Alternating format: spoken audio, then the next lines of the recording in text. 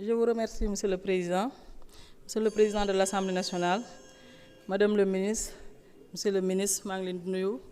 chers collaborateurs des ministres, chers collègues. Madame le ministre, man dama doon wax rek par rapport à la diplomatie sénégalaise ñu bëri wax nañ ci ñuy wax rek ne dañ leen di rendre hommage parce que ku ne xam na ne des hauts cadres ñoo fa nekk ñoo xam ne politique tegu leen fa te à travers des régimes de Abdou Diouf mun nañ ne Ablaye Wade passant par Macky Sall ba ci Bassirou Diomaye dañuy dem aussi bàyyi leen fi. Monsieur le ministre may wax rek ne bu ñuy defati li nga xam ne les lettres adressées aux hommes de la diplomatie ñu koy def ak élégance te xam ne ñooñu ay doomu Sénégal lañ te liggéeyal nañ Sénégal lu bëri si li nga xam ne mooy les coopérations bilatérales. Madame le ministre may wax aussi di wax rek Baara wax na léegi li wax ndaw yaram ñu ngi ñaanal mbay moom yal na ko yàlla dimbale génnee ko si lu mu nekk fi foofu rek la ñuy profité laaj la suñu diggante ak Arabie Saoudite parce que gis nañ le contrat bi nga xam ne mooy contrat dessalement des eaux bi nga xam ne à Dakar mu amoon benn rupture abusive ñuy laajte suñu relation ak Arabie Saoudite lan la si jur parce que dégg nañ le directeur de cabinet demoon na fa mais yëf yi jaarut ni mu war a demeewu ko woon ñuy laajte rek diggante bi nan la mel fi mu toll nii parce que ku ne xam ne suñu diggante ak Arabie Saoudite li nga xam ne relation yi nga xam ne moom la ñu amoon.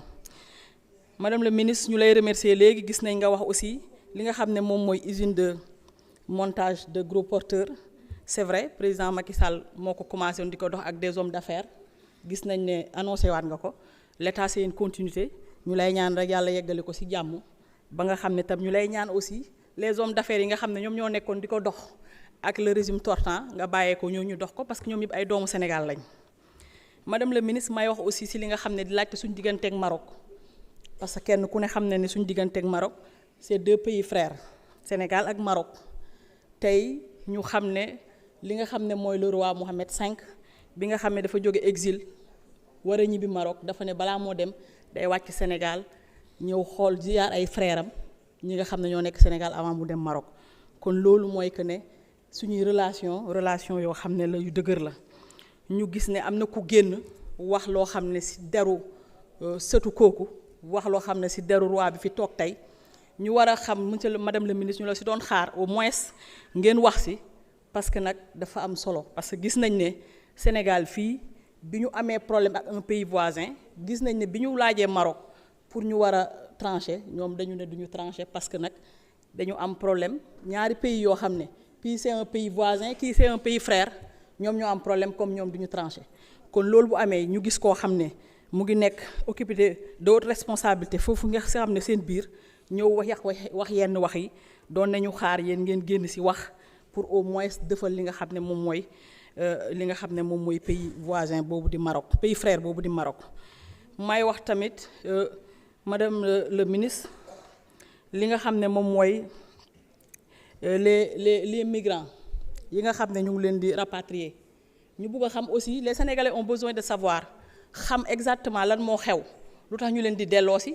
parce que wax naa ko sànq le président Macky Sall je pense que y a 2 ans doon nañ fi wax dafa oyof signature mu ngi signé pour delloosi doomu Sénégalais waaye yàlla defoon na signé wu ko woon ba doomu Sénégalais yooyu dellusi wuñu Sénégalais nag bu ñuy indi nag xale yooyu nga xam ne demoon nañu tey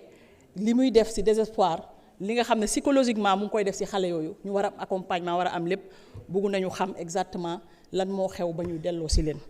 Madame le ministre aussi ñu wax bëgg nañu xam aussi la position du Sénégal ci relation diggante mook France parce que dañuy dégg France dégage ba xam ne bés bu France ne Sénégal dégage du baax ndax bu ñu naan France dégage ñu ñëw tey di laajte tey ay regroupement familial loolu war nañu boo laajte lan mooy seen position fi mu toll nii Sénégal ci régime bu bees bi suñu diggante ak France. Madame le ministre nag ñu ngi lay ñaanal yal na yàlla defal la jàmm ci question yooyu rek la ñu bëggoon nga tontu ñu merci beaucoup jërëjëf. Je vous remercie, chers collègues. La parole est à notre collègue Seydou Diouf, suivi de Mamadou Niang.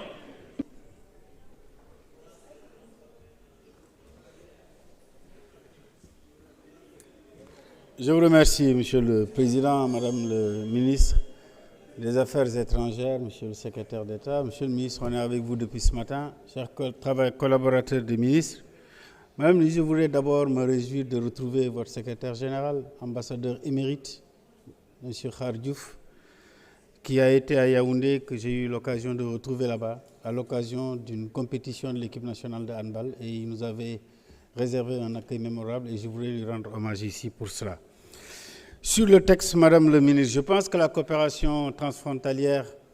est la droite citée ici en Afrique plus particulièrement. S'il est vrai qu'en 1964, l'OUA avait énoncé le principe du respect des frontières telles qu'héritées de la colonisation, il n'en demeure pas moins que notre continent continue d'être frappé par des difficultés entre États partageant les mêmes frontières. Aujourd'hui, pour ne pas les citer, 2 pays en Afrique centrale sont en train de connaître des difficultés majeures liées justement à ces questions transfrontalières. C'est droit de citer parce qu'ici en Afrique, nous avons des communautés urbaines qui partagent un même espace territorial, mais que le colon avait divisé. Quand je vous parle d'Arundu dans le Sénégal, de Goutoubé dans le Mali, de Solou dans la Mauritanie, c'est les mêmes communautés humaines qui y vivent. Et donc la dynamique transfrontalière est une dynamique qui doit être porteuse de brassage entre ces populations et d'harmonie dans le vécu de nos compatriotes. Et c'est pourquoi il est important que ce texte soit adopté. Quand bien même le texte est présenté aujourd'hui, la ratification par le Sénégal ne va pas entraîner automatiquement l'entrée en vigueur, puisqu'encore il restera 3 pays au moins qui devraient ratifier pour qu'on atteigne le nombre de 15. Ça, c'est un véritable enjeu et je pense que nous devions travailler à ce que l'ensemble des pays africains puissent travailler à la ratification de ce texte. Madame le ministre, en vous ayant ici, j'ai l'occasion de vous poser une question sur la philosophie qui sous-tend la diplomatie sénégalaise aujourd'hui que nous avons changé de régime politique. Puisqu'il me revient, il y a de cela quelque temps, au lendemain du déclenchement de la guerre en Ukraine, lorsque le président Macky Sall était parti rencontrer le président Poutine en Russie, on l'a un peu raillé en disant qu'il était allé quémander des céréales alors qu'il fallait travailler à l'autosuffisance alimentaire. Madame la ministre, vous étiez récemment en Russie et vous avez aussi fait de la diplomatie des céréales. Et ça, c'est important, c'est ça la responsabilité. Il ne faut pas que du point de vue de la diplomatie, qu'on soit dans un populisme de mauvais aloi. Il y a des réalités intangibles que tout régime doit avoir. C'est tout le combat qui a été mené par le président Senghor, par le président Diouf, le président Wade, le président Macky Sall. Et aujourd'hui, vous revenez de la Chine. Si le président Diomaye a été coprésident du Forum Sino-Afrique, c'est parce que le président Macky Sall l'avait obtenu du président Xi Jinping au lendemain de la mise en place de ce forum. C'est donc des choses qui transcendent les régimes. Et moi, sur la diplomatie, je voudrais vraiment qu'on soit en responsabilité. Et le discours que nous devons tenir en tant qu'officiel doit être un discours en responsabilité de tout moment et quel que soit le régime. Je pense que c'est cela aussi la diplomatie. Aujourd'hui, nous sommes en face d'une difficulté réelle. Nous voulons à la fois respecter les principes démocratiques qui sous-tendent les textes de la CEDEAO, mais par ailleurs également, nous sommes confrontés à des pays voisins qui ont transgressé ces dispositions de la CEDEAO du point de vue de la transmission démocratique du pouvoir. Et aujourd'hui, on est obligé de faire de l'équilibrisme pour ne pas frustrer des voisins, mais pour aussi continuer de préserver les principes intangibles de la transmission du pouvoir par les élections.